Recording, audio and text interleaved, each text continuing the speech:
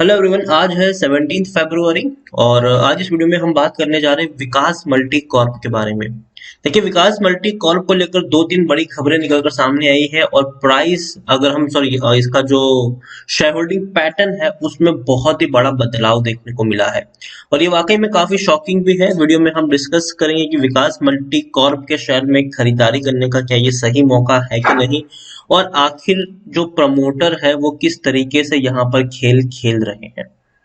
₹3.5 का शेयर है और खरीदारी के पर्पज से कि कौन सा लेवल सही रहेगा वो सारी चीजें हम यहाँ पर डिस्कस करेंगे। लेकिन उससे पहले अगर आपने अभी तक चैनल को सब्सक्राइब नहीं किया है तो प्लीज अभी इसे सब्सक्राइब कर लीजिए, क्योंकि आगे भी बहुत सारे वीडियोस हैं जो आपको काफी ज्यादा हेल्प करेंगे। उसके साथ साथ अगर आपने अभी तक मेरी टेलीग्राम चैनल को सब्सक्राइब नहीं किया तो उसको भी सब्सक्राइब करना मत भूलिएगा, लिंक आपको डिस्क्रिप्शन में मिल जाएगा। तो बात करते हैं विकास मल्टी कॉर्प की। विकास मल्टी कॉर्प ₹3.5 का ये शेयर है और अगर हम इसका पिछले एक महीने में देखें तो आप देखिए शेयर तकरीबन तकरीबन ₹5 से टूटकर नीचे आया है। ठीक है, फिर हल्की सी तेजी आई, फिर गिरावट आई, तेजी आई और दोबारा अब गिरावट का दौर चल रहा है। 6 महीने में देखेंगे तो शेयर ₹20 के लेवल से टूटकर नीचे आया है। गिरावट आई, फिर तेजी आई और उसके बाद सिर्फ और सिर्फ गिरावट हमें देखने को मिली है। वो भी पिछले नवंबर में 2 महीने से यहाँ पर गिरावट है, 2-3 महीने से यहाँ पर गिरावट चल रही है।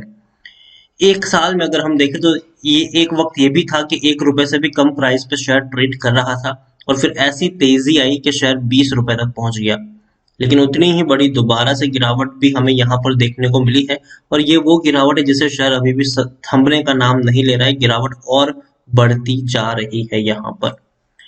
लेकिन कुछ चीजें भी जानना जरूरी है, जैसे कि अगर हम बात करें जो लेटेस्ट अपडेट यहाँ पर है वो यही है कि विकास मल्टीकॉर्प का जो बोर्ड है उसने ₹100 करोड़ की फंड रेजिंग के लिए अप्रूवल दे दिया है। कंपनी जो है वो ₹100 करोड़ की फंड रेजिंग करेगी और उन ₹100 करोड़ का वो इस्तेमाल करने वाले हैं एफएमसीजी में अपनी एंट्री को लेकर। 2 साल में वो लोग ₹100 करोड़ इन्वेस्ट करेंगे एफएमसीजी में, जिसके बारे में ऑलरेडी मैं पिछले वीडियोस में काफी कुछ डिस्कस कर चुका हूँ। कंपनी का जो नेक्स्ट प्लान है वो फार्मा सेक्टर में और एफएमसीजी सेक्टर में एंट्री को लेकर है। और दोनों ही सेक्टर अगर हम देखें तो लॉन्ग टर्म के हिसाब से भी और ग्रोथ के हिसाब से भी बढ़िया शेयर है दोनों ही, और सॉरी बढ़िया सेक्टर है ये दोनों ही, और तेजी के भी संकेत देखने को मिल सकते हैं। लेकिन हाँ, एंट्री होनी चाहिए पहली चीज, और एंट्री के लिए पहले फंड रेजिंग जरूरी है और फंड रेजिंग के लिए ₹100 करोड़ जरूरी है। तो पहले पैसा आएगा तो ही तो एंट्री कर पाएंगे और एंट्री कर पाएंगे तो ही तो पैसा बना पाएंगे। तो फंड रेजिंग अब किस तरीके से होगी ये अभी के लिए कहना मुश्किल है, लेकिन कंपनी के जो फ्यूचर प्लान्स है वो अभी के लिए अट्रैक्टिव है, इसमें कोई शक नहीं है। एसबीआई का जो लोन था वो कंपनी का जो नेक्स्ट टारगेट वही था कि इस साल के एंड तक जितने भी कर्जे हैं उसको चुका देना है।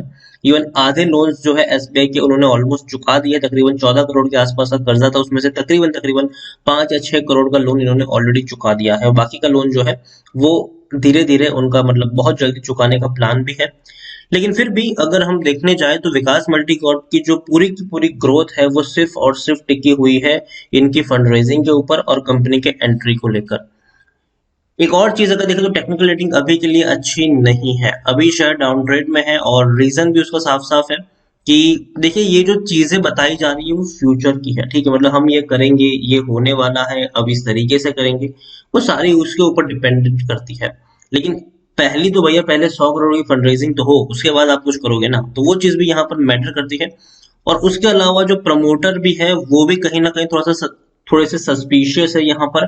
आप देखिए, according to Moneycontrol user 76% लोग खरीदने की सलाह दे रहे हैं, 12% लोग होल्ड करने की बात करें, मतलब 88% लोगों का यहाँ पर पॉजिटिव व्यू है, जबकि सिर्फ 12% लोग ही है जो आपको यहाँ पर बेच के निकलने की सलाह देते हुए नजर आ रहे हैं। अब मैं क्यों कह रहा हूँ कि प्रमोटर यहाँ पर सस्पिशियस है। आप खुद देखिए कि प्रमोटर ने यहाँ पर खरीदारी भी की है, बिकवाली भी की है। लेकिन अगर मैं आपको इनके बहुत सारे ट्रांजेक्शन दिखाऊं तो प्रमोटर आप देखिए सिर्फ फरवरी 1 फरवरी को प्रमोटर ने बस हैंड्स एक्सचेंज किए, लेकिन जितनी खरीदारी हुई उससे ज्यादा हमें बिकवाली देखने को मिली है।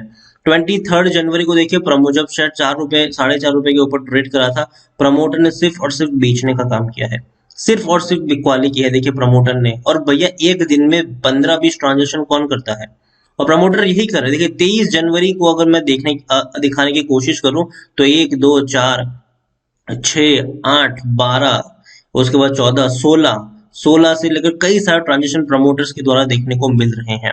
और ज्यादातर जो ट्रांजेक्शन है वो बिकवाली के हैं। और दूसरी बात है कि दिसंबर में प्रमोटर ने अपनी बहुत बड़ी होल्डिंग को बेचा है, और कल को अगर मार्च के शेयर होल्डिंग पैटर्न आएगी तो वहां पर भी आपको देखने को मिलेगा कि प्रमोटर ने बड़ी बिकवाली यहाँ पर की हुई है। अब प्रमोटर की शेयर होल्डिंग पैटर्न भी अब मैं आपको दिखाऊं तो सबसे पहले ये देखिए प्रमोटर की ये शेयर होल्डिंग पैटर्न है। सितंबर क्वार्टर तक प्रमोटर के पास 53.50% की होल्डिंग थी। आज वो इतनी कम हो गई, तकरीबन 20% की होल्डिंग प्रमोटर ने एक ही क्वार्टर में बेच दी है। मतलब 33.72% की होल्डिंग प्रमोटर के पास अभी के हाल में है। और दूसरी बात, फरवरी में अगर हम देखने की कोशिश करें तो ये देखिए प्रमोटर के द्वारा जो एक्टिविटी हुई है वो बस हैंड्स एक्सचेंज हुए हैं, ज्यादातर कोई बड़ी बिकवाली नहीं, मतलब जितनी खरीदारी की उतनी बिकवाली भी देखने को मिल चुकी है। तो जितना कोई बड़ा चेंजेस यहाँ पर देखने को नहीं मिलेगा, लेकिन शायद मार्च में थोड़ी बहुत और खरीदारी या फिर बिकवाली देखने को मिल सकती है। प्रमोटर अगर हम यहाँ पर देखें तो काफी सस्पिशियस नजर आ रहे हैं, खरीदारी करते हैं, बिकवाली करते हैं भैया दिन में। और आप देखेंगे तो प्रमोटर के द्वारा दिन में कई सारे ट्रांजेक्शन किए जाते हैं, कई सारे ट्रांजेक्शन प्रमोटर के द्वारा किए जा रहे हैं। जनरली ऐसा दूसरी कंपनियों में देखने को नहीं मिलता। दूसरी कंपनी में प्रमोटर्स जो होते हैं आते हैं, खरीदारी करते हैं, चले जाते हैं। जबकि यहाँ पर अगर हम देख रहे हैं तो प्रमोटर भैया रोज के 3-4 ट्रांजेक्शन कर रहे हैं, सॉरी 3-4 भी नहीं, ज्यादा कर रहे हैं यहाँ पर प्रमोटर के द्वारा।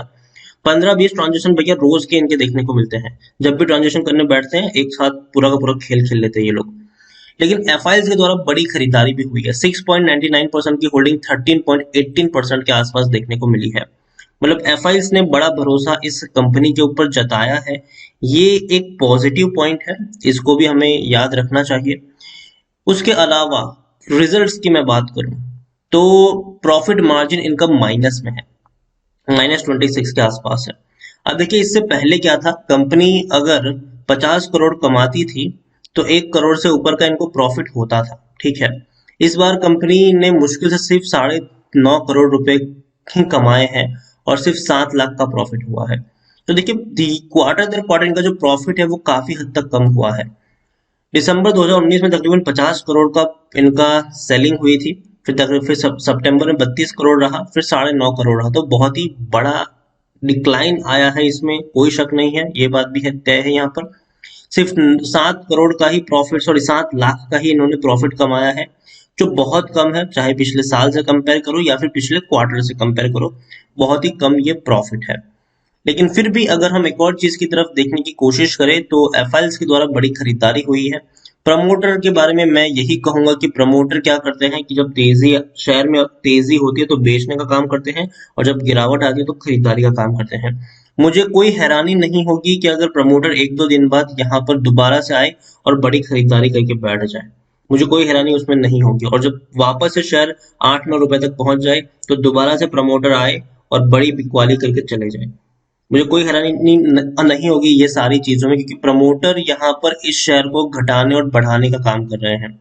यहाँ पर जो बड़ा खेल खेल रहे हैं, जनरली क्या होता है कि पेनी स्टॉक्स में जो खेल खेलने वाले होते हैं वो ऑपरेटर होते हैं, लेकिन यहाँ पर खुद कंपनी के मालिक ही यहाँ पर खेल खेल रहे हैं, बिकवाली करते हैं, खरीदारी करते हैं, बिकवाली करते हैं, खरीदारी करते हैं, दिन में कई सारे गेम खेलते हैं ये लोग।